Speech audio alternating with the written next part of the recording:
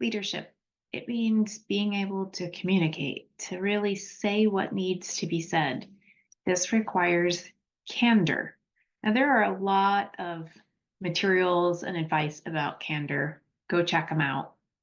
One of them that I really like is from Covey, and it basically says that the mistake that we make when we think about how we're going to talk with somebody, when we get into conversation, is that we believe we have a choice between telling the truth and keeping a friend.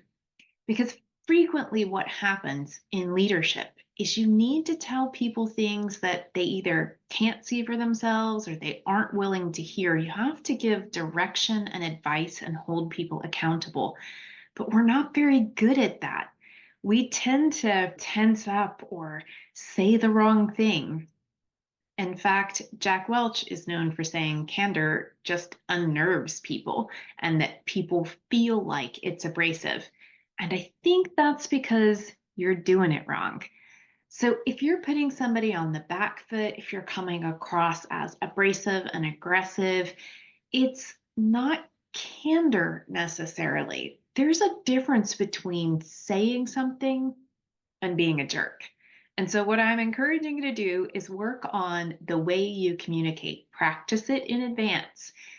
Things that aren't candor. So, if you're being just dishonest, when you're being deliberately mean or hurtful, when you sugarcoat the news, you try to say nice things, you try to make it feel like it's going to be pleasant and it's not pleasant news, that's not candor.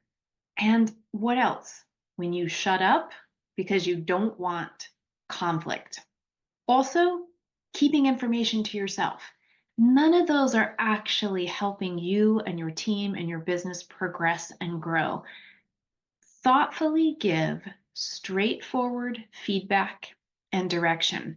And when I say thoughtfully, I mean plan it out, practice what you're saying, and try to avoid beating around the bush, sugarcoating, being dishonest, or not saying things. When you're a leader, you have to communicate.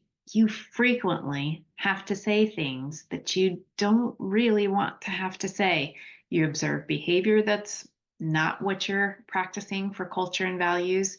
Your team or your direct report is not doing what they're supposed to do. Your outcomes and results are not where you want them to be. You need to guide and direct people, and you have to be very direct when you do that. You're not there to be friends with folks, but you're also not required to be a jerk.